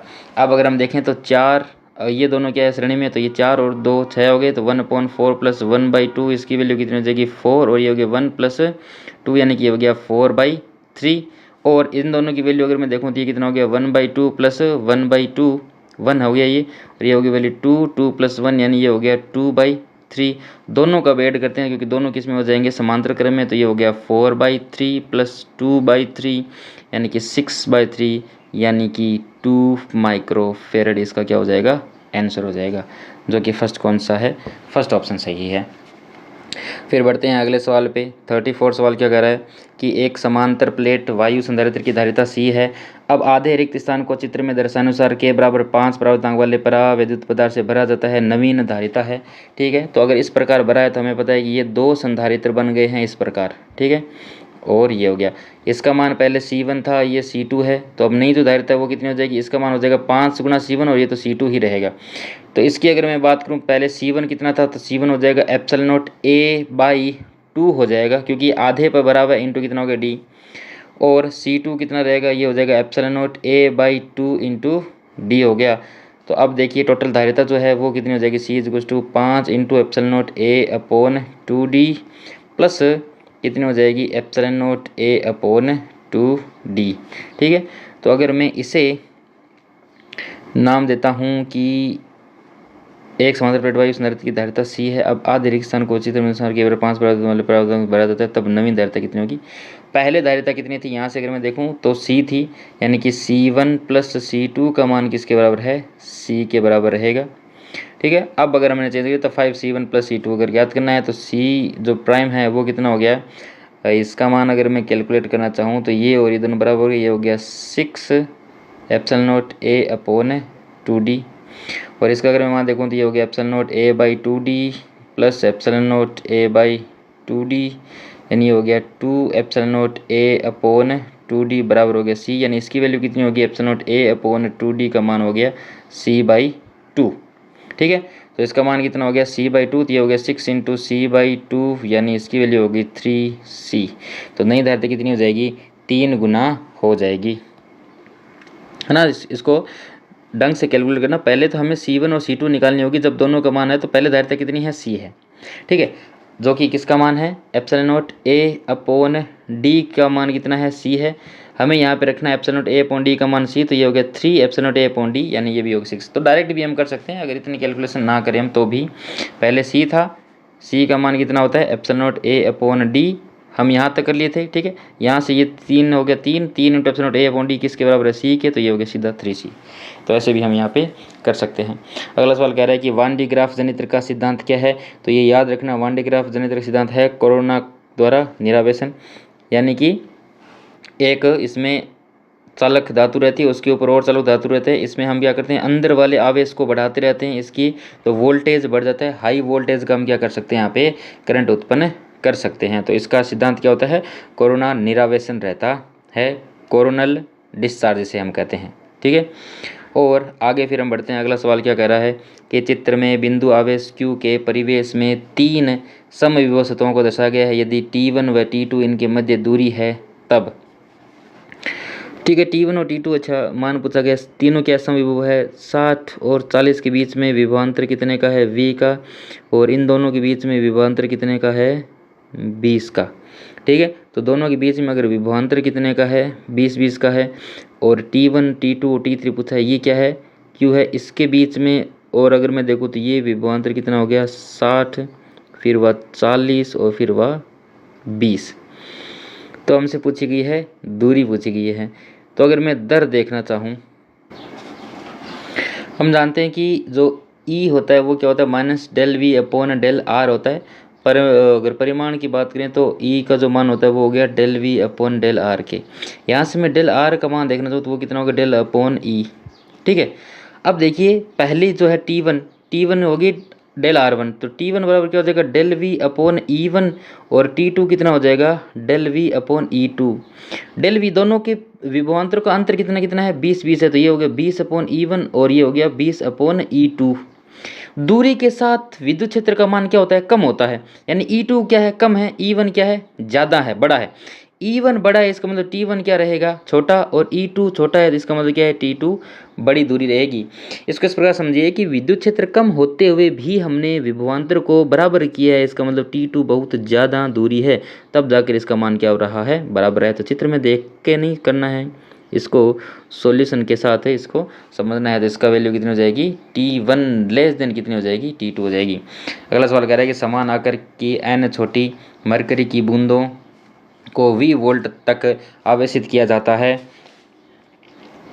यदि इन्हें सम्मिलित कर एकल बूंद निर्मित की जाती है तब इसका विभव होगा। तो देखिए एक छोटी बूंद का जो विभव है वो कितना हो जाएगा, वो होता है KQ/R, इसकी क्या है, त्रिज्या R है। n छोटी छोटी बूंदों को अगर मैं जोड़ता हूँ तो उसका जो आयतन है वो क्या रहना चाहिए, वो सभी बूंदों के आयतन के बराबर होना चाहिए। एक बूंद का आयतन कितना, 4/3 पाई आर क्यूब। अगर n गुणा होगा तो इतना आयतन हो जाएगा, और ये आयतन किसके बराबर होना चाहिए? एक बड़ी बूंद के आयतन के बराबर होना चाहिए। तो यहाँ से अगर मैं त्रिज्या कैलकुलेट करूँ बड़ी बूंद की, तो ये होगी आर क्यूब बराबर हो गया n इंटू आर की पावर 3, यानी r इज इक्वल हो गया n की पावर 1/3 इंटू आर। अब बड़े आवेश पे अगर मैं देखूँ तो बड़ी बूंद का जो आवेश हो जाएगा वो तो कितना हो जाएगा? सभी छोटे छोटे आवेश Q1 Q2 Q3 जुड़ेंगे, यानी NQ हो गया।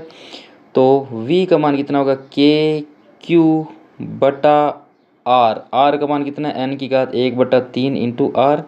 इसको सिंप्लीफाई करेंगे तो ये हो गया KQ अपॉन R n की घात 1 माइनस कितना हो जाएगा? 1/3, यानी ये हो गया n की घात 2/3 into KQ upon R। KQ upon R की वैल्यू क्या थी? V थी। तो ये हो गया फर्स्ट सेकंड फोर्थ ऑप्शन है ना। n की घात कितना हो गया? 2/3 इंटू V37 क्वेश्चन हो गया। इसमें ये ध्यान रखना आयतन जो है वो सभी बूंदों को मिलाकर जो आयतन रहेगा उतना ही रहेगा, आयतन संरक्षण रहता है, इसमें नहीं होगा कि आयतन कम या ज़्यादा हो गया हो। नेक्स्ट सवाल है कि यदि सबसे अंदर के गोले की सतह पर विद्युत विभव शून्य है तब ए बी व सी के मध्य संबंध होगा जब सिग्मा पृष्ठ आवेश घनत्व है। तो ठीक है, चलिए इनकी वैल्यू फाइंड आउट कर लेते हैं। तो अगर मैं कहूँ पहले इसके यहाँ केंद्र पर विभव 0 है, तो पहले यहाँ पर मैंने कह दिया कि इस प्लस सिग्मा, तो मैं आवेश लेता हूँ प्लस Q1, ये हो गया Q2 और ये हो गया Q3। ठीक है, इनके लिए अगर हम मान देख रहे हैं तो सेंटर पर इसके लिए कितना हो जाएगा? KQ1 बटा इसकी त्रिज्या A प्लस कितना हो जाएगा? KQ2 अपॉन इसकी त्रिज्या B, और प्लस कितना होना चाहिए? KQ3 अपॉन इसकी त्रिज्या C। अब Q1 Q2 Q3 इनके मान रख देते हैं। Q बराबर क्या होता है? सिग्मा इंटू A, तो सिग्मा इंटू A इसका कितना हो जाएगा? 4 पाई A स्क्वायर अपॉन कितना हो जाएगा? A, प्लस में इसका मान कितना हो जाएगा? K इंटू सिग्मा 4 पाई B स्क्वायर अपॉन कितना हो जाएगा? B, और ये माइनस यहाँ पे क्योंकि इसका मान सिग्मा माइनस है तो ये हो गया K सिग्मा 4 पाई C स्क्वायर अपॉन C बराबर किसके होना चाहिए? 0 के होना चाहिए। तो अब हम कैलकुलेट कर लेते हैं यहाँ पर। तो ये हो गया इसकी, अगर मैं K सबको कॉमन लूँ तो K से K कैंसिल आउट हो गया, 4 पाई भी क्या हो गया? कैंसिल आउट हो गया, और सिग्मा भी सारे मान क्या है? कैंसिल आउट हो गए, तो सिग्मा भी कैंसिल हो गया। बच गया क्या? A से अगर A गया तो A प्लस कितना बच गया यहाँ से? B माइनस C बराबर क्या हो गया? 0। और अगर मैं देखना चाहूँ तो A प्लस B बराबर किसके होगा? C के, या फिर C बराबर क्या होगा? A प्लस B के, यानी कि फर्स्ट ऑप्शन इसका क्या हो जाएगा? करेक्ट हो जाएगा। फिर बढ़ते हैं नेक्स्ट क्वेश्चन की तरफ। अगला सवाल कह रहा है कि P का मान दे रखा है 2i cap plus 3j cap coulomb into metre द्विध्रुव आघूर्ण वाले एक विद्युत द्विध्रुव को विद्युत क्षेत्र E में रखा गया है। विद्युत द्विध्रुव की स्थितिज ऊर्जा होगी। अच्छा, स्थितिज ऊर्जा का फॉर्मूला जानते हैं कि U बराबर क्या होता है? Minus P dot E. P का मान रखते हैं, माइनस P हो गया 2i cap plus 3j cap into dot कितना होगा? 4i cap. आई कैप का आई कैप साथ डॉट 1 होता है, यानी ये हो गया -8, और j कैप का आई कैप साथ डॉट होता है 0, यानी -8 जूल। ऑप्शन कौन सा हो गया? थर्ड इसका सही हो गया। अगला सवाल क्या कह रहा है कि एक बिंदु आवेश Q को R त्रिज्या, जिसकी R जो है वो त्रिज्या से बड़ी है, ठीक है, के चालक गोले के केंद्र से R दूरी पर रखा गया है। जब कुंजी S को बंद किया जाता है तब निम्न में से कौन सा सही है? ठीक है, ये आवेश Q है यहाँ रखा हुआ है, और ये R है, ये सेंटर है, और ये कैसा है? चालक गोले के केंद्र से R दूरी पर, ठीक है। इसको बंद किया जाता है तब क्या होगा? कह रहा है कि O पर विभव शून्य है। दूसरा कह रहा है O पर विभव 1/KQ/R है, गोले पर आवेश शून्य है। देखिए, चालक जो सतह होती है, चालक के अंदर सदैव विद्युत क्षेत्र का मान क्या रहेगा? शून्य रहेगा। लेकिन ये कहता है कि यहाँ अगर इसके ऊपर समरूप आवेश रखा हो, तो अगर Q आवेश रखा हुआ है तो Q आवेश से क्या होगा? इसके कारण मैं अगर कहूँ तो यहाँ पर बाहर की ओर क्या हो जाएगा? -Q आवेश प्रेरित हो जाएगा, और +Q आवेश यहाँ प्रवाहित हो जाएगा। +Q आवेश तो क्या हो जाएगा? इसके अंदर समावेशित हो जाएगा। तो ओवरऑल ये जो चार्ज है वो भी क्या हो जाएगा? न्यूट्रल हो जाएगा। और सीधी सी बात है कि जब हम किसी भी ग्राउंड को, किसी भी चालक सतह को ग्राउंडेड करते हैं तो उसका विभव क्या हो जाता है? 0 हो जाता है। आवेश हो या ना हो, लेकिन उसका विभव 0 हो जाएगा। जब सतह पर विभव 0 तो अंदर भी विभव कितना होगा? 0 ही होगा। तो इसका आंसर क्या हो जाएगा? फर्स्ट हो जाएगा।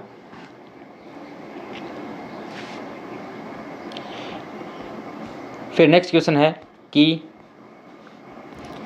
सी धारिता के समांतर प्लेट संधारित्र की एक प्लेट को Q1 आवेश दिया गया है तथा दूसरी प्लेट को Q2 आवेश दिया जाता है। दोनों प्लेटों के मध्य उत्पन्न विभवांतर है। सी धारिता की समांतर प्लेट संधारित्र एक प्लेट को Q, तो एक प्लेट ये है Q और एक दूसरी प्लेट है Q2। तो पहली आवेश को दे दिया Q1, दूसरी आवेश को कितना दे दिया Q2 आवेश दिया जाता है। दोनों प्लेटों के मध्य उत्पन्न विभवांतर है।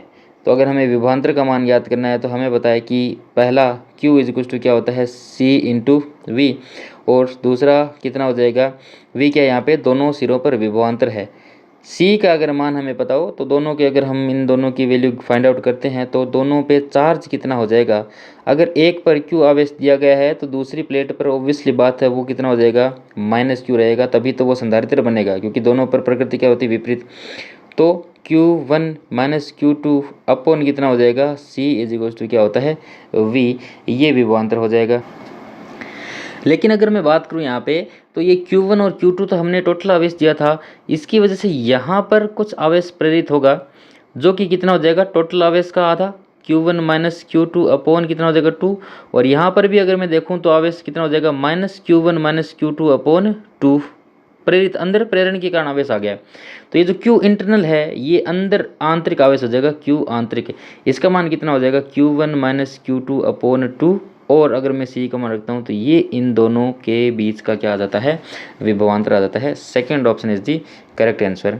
अगला सवाल कह रहा है कि सी धारिता के संधारित्र को V0 विभव तक आवेशित किया जाता है। जब इस संधारित्र की धनात्मक प्लेट को V0 विभवांतर के ऋणात्मक सिरे से संयोजित किया जाता है तब इसका विलोम भी सत्य है। संयोजित तारों में उत्पन्न ऊष्मा की गणना कीजिए। तो हमें इसका मान ज्ञात करना है कि सी धारिता के संधारित्र को V0 विभव तक आवेशित किया गया था, ठीक है, तब इसके पास ऊर्जा कितनी आ जाएगी हाफ CV0 स्क्वायर। अब इस संधारित्र की धनात्मक प्लेट को V0 विभवांतर के ऋणात्मक सिरे से संयोजित किया जाता है तब इसका विलोम भी सत्य है, ठीक है। संयोजित तारों में उत्पन्न ऊष्मा की गणना कीजिए। अगर मैं कहूँ कि यहाँ पे पहले जब इसे हमने जोड़ा था, जब इसे चार्ज किया गया था तब उसके अंदर कितना आया था हाफ CV0 स्क्वायर भी किस में गया था तारों में उत्पन्न ऊष्मा के रूप में गया था, ठीक है। अब अगर इसे उल्टा करके जोड़ दिया जाए तो ये अपनी सारी की सारी ऊर्जा को क्या कर देगा नष्ट कर देगा। स्थितिज ऊर्जा यानी इसकी टोटल ऊर्जा में परिवर्तन देखा जाए तो कितना है 0 है।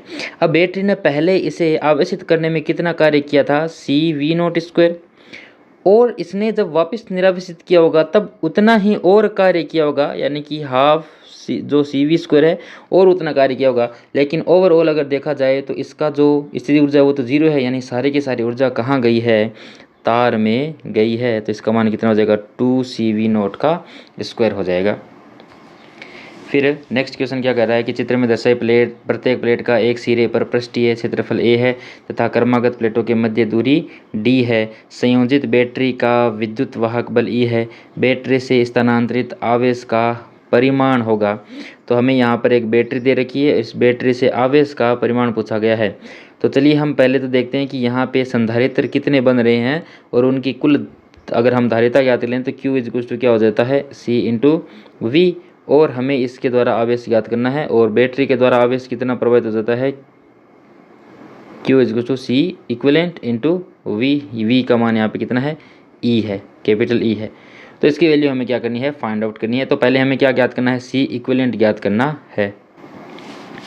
तो देखिए यहाँ पर अगर मैं कहूँ कि ये C जो E है वो पॉजिटिव से जुड़ा है तो ये जो प्लेट है वो कैसी हो जाएगी पॉजिटिव हो जाएगी, और यहाँ से ये जुड़ा हुआ है तो ये प्लेट कैसी हो जाएगी नेगेटिव हो जाएगी। नेगेटिव के साथ वाली प्लेट कैसी होगी ये सिरा होगा पॉजिटिव, और इसके साथ ये वाला सिरा कैसा होगा नेगेटिव। यहाँ से अगर मैं देखूँ ये पॉजिटिव है तो ये भी पॉजिटिव रहेगा, और ये इसके साथ क्या हो जाएगा नेगेटिव। तो देखिए 1 2 और 3 यहाँ पे संधारित्र बने हुए रहते हैं। तो इस तीनों को अगर मैं इक्विवेलेंट तौर पे जोड़ना चाहूँ तो इसका मान किस प्रकार होगा।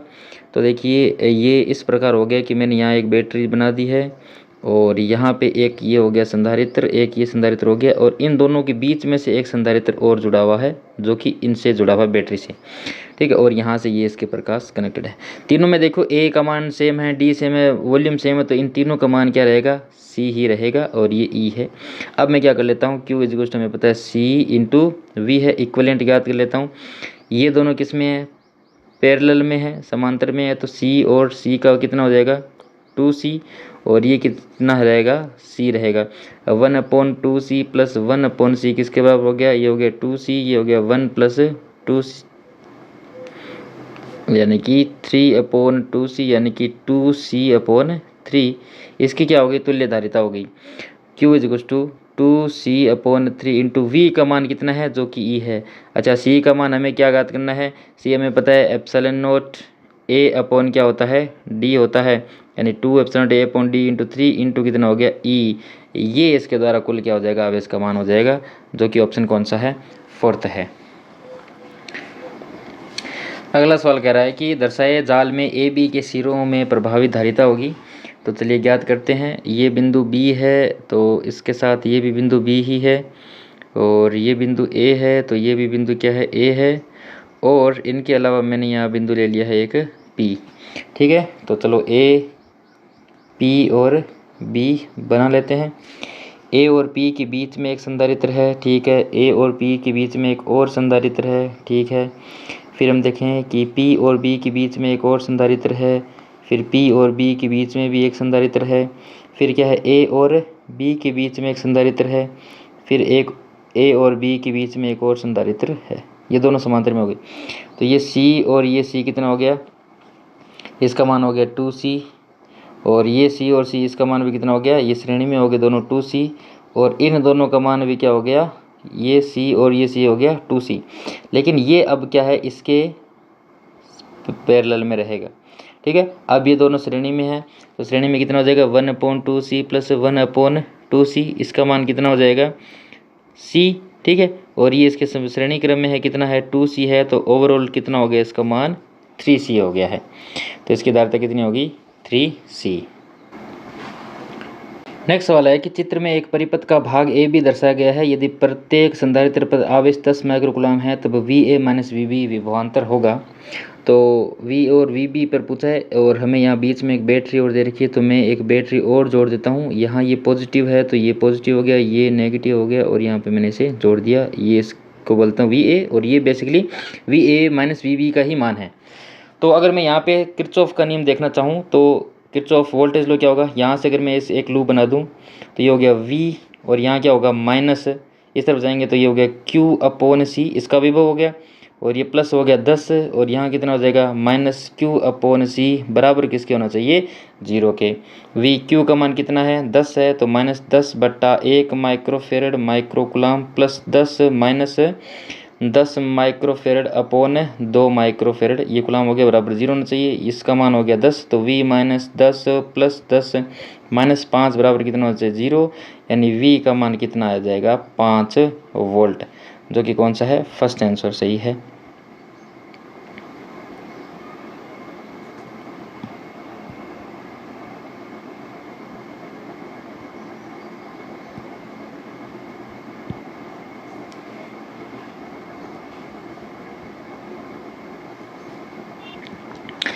नेक्स्ट सवाल कह रहा है कि चित्र में दर्शाए जाल में बिंदु ए और बी के मध्य तुल्य धारिता ज्ञात कीजिए। तो चलिए बिंदु को कनेक्ट करते हैं। ये बिंदु बी है, और ये भी कितना होगा, बी ही होगा।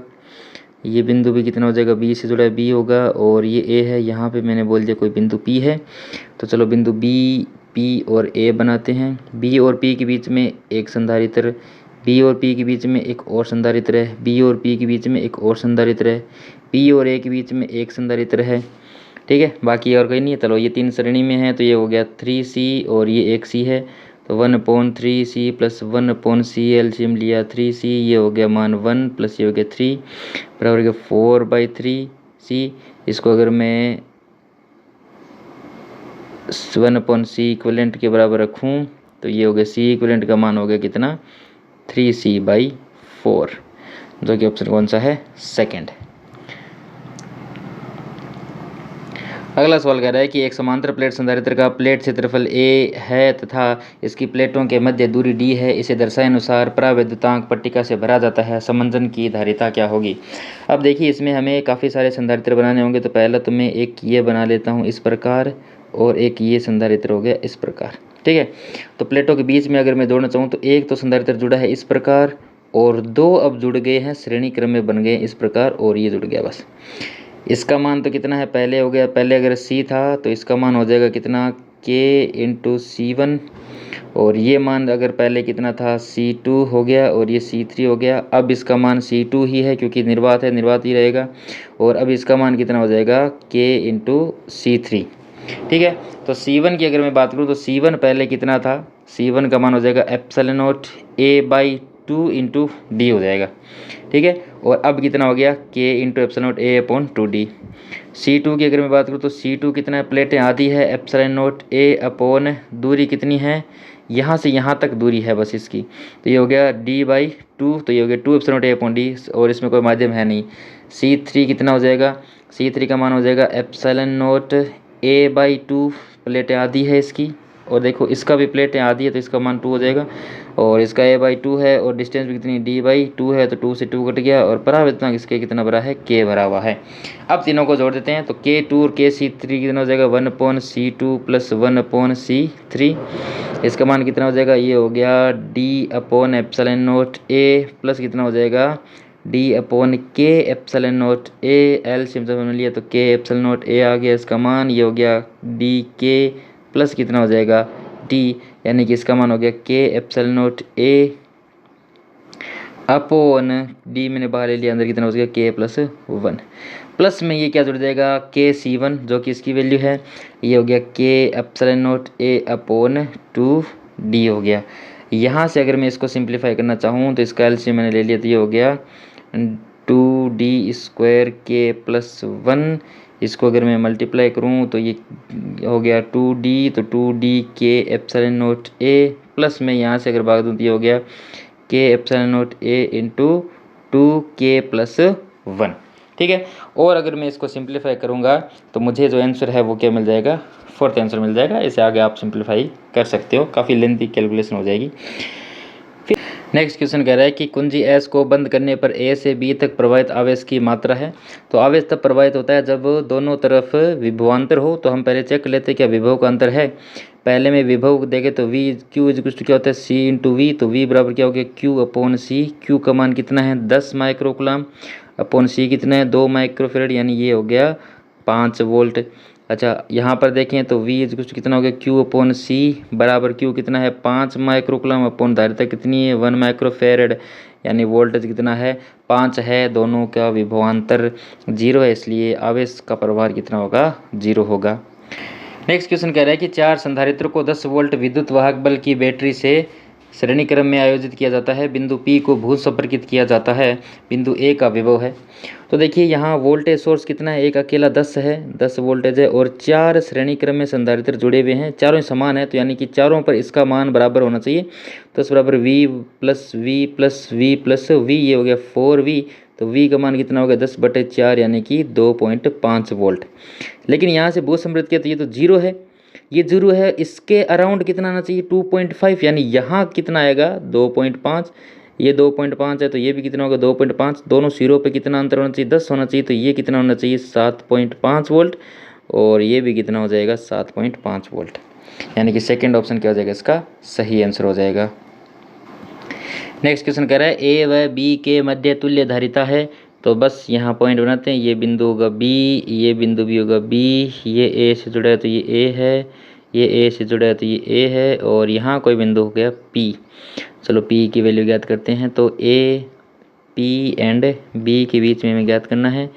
A से लेकर P तक एक संधारित्र, ठीक है, A से लेकर P तक एक और है, P से लेकर B तक एक संधारित्र, और P से लेकर B तक एक हो गया। फिर कहाँ है, A से लेकर B तक है एक, ठीक है, तो A से लेकर B तक एक और संधारित्र हो गया।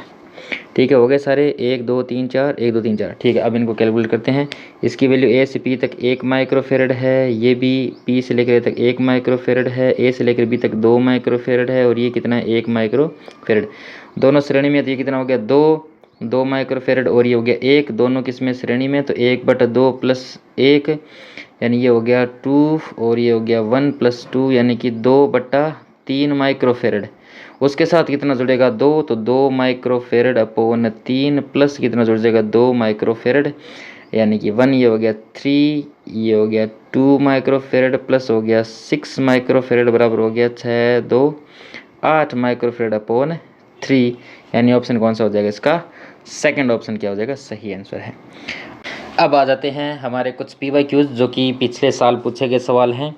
तो अगर हम बात करें कि 2023 में जो CUET का सवाल है वो चैप्टर 2 से क्या पूछा गया है, तो 2 बिंदु आवेश Q और -3Q को 12 सेंटीमीटर की दूरी पर रखा गया है। दोनों आवेशों के बीच की रेखा पर Q से उस बिंदु की दूरी जिस पर इन आवेशों के कारण विभव शून्य होगी। तो देखिए Q का मान दे रखा है हमें, और यहाँ 3Q रख लिया, दोनों के बीच में 12 रख देते हैं, 12 सेंटीमीटर दूरी है।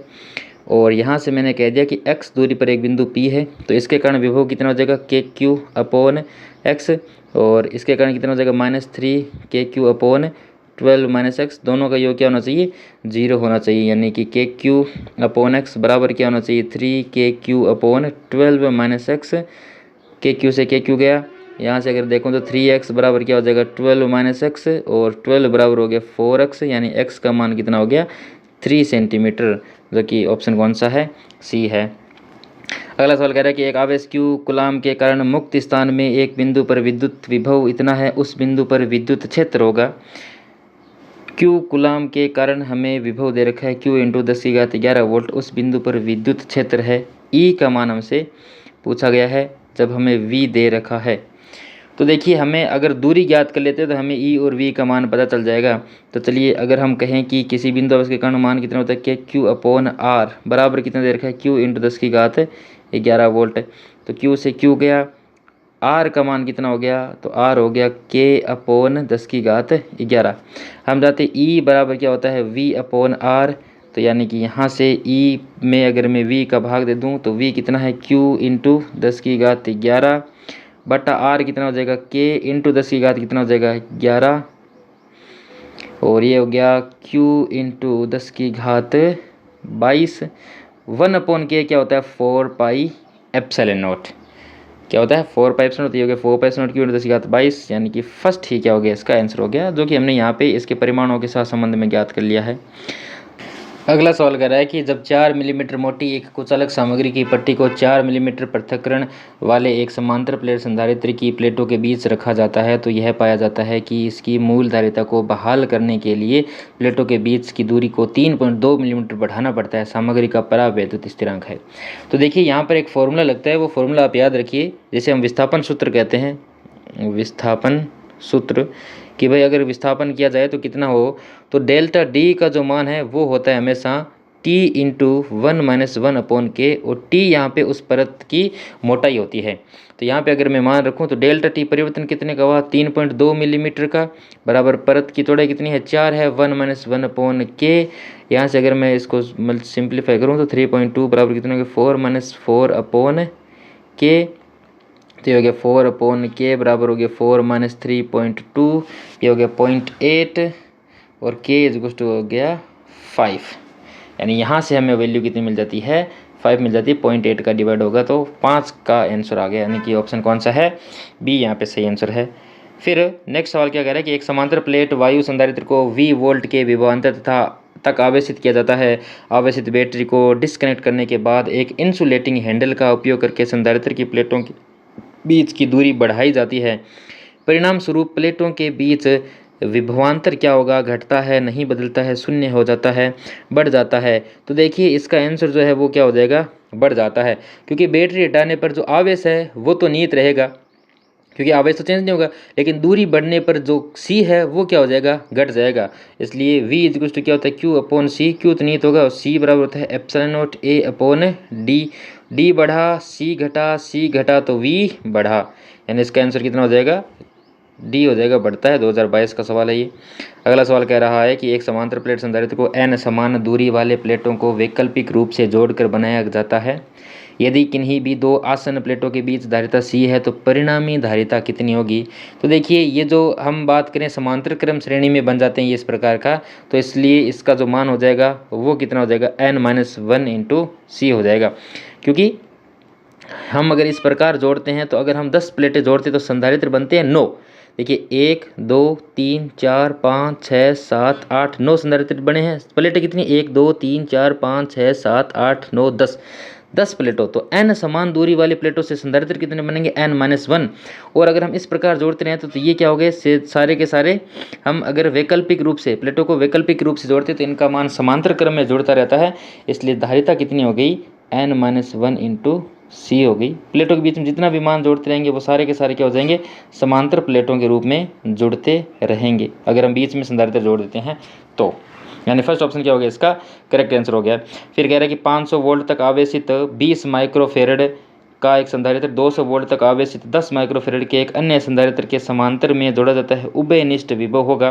तो इसका विभव ज्ञात कर लेते हैं। देखिए उभयनिष्ठ विभव की अगर बात करूँ तो पहले विभव कितना था V आवेश, यहाँ पे क्या होगा आवेश संरक्षित होगा, आवेश संरक्षित रहेगा। पहले आवेश कितना था C इंटू ये भाई पहले संधारित्र की बात करूँ तो C1 इंटू V प्लस कितना हो जाएगा C2 इंटू V बराबर किसके होना चाहिए C1V1 प्लस C2 V2 के।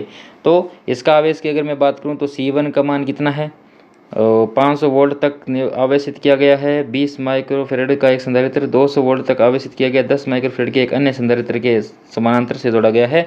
तो अगर मैं इनके मान रखना चाहूँ तो इनकी वैल्यू कितनी हो जाएगी, तो देखिए ये C1 और V1 का मान हो गया 10,000 और ये हो गया 2000 अपॉन में मैं अगर भाग देना चाहूँ C1 प्लस C2 का तो ये कितना हो गया 30, यानी इसका आंसर कितना हो गया 400 वोल्ट। तो इस प्रकार हमने काफ़ी बेहतरीन सवाल कर लिए हैं इस चैप्टर के। और अगर तुम्हें कोई डाउट लगे कि भाई ये सवाल समझ नहीं आया और इसमें ये आंसर कैसे आया तो आप मुझे कमेंट सेक्शन में ज़रूर पूछें और इन क्वेश्चंस को दोबारा से ट्राई करें, खुद से कोशिश करें कि इसमें कौन से कंसेप्ट लगे, जो नए कंसेप्ट लगे उनको लिख लें, जो फॉर्मूले हैं उनको याद करें और इन जो चैप्टर्स की अच्छे से तैयारी करते रहें। और जो भी एग्ज़ाम आप दो नीट या CUT तो उसके लिए आपकी अच्छी खासी प्रैक्टिस हो जाती है।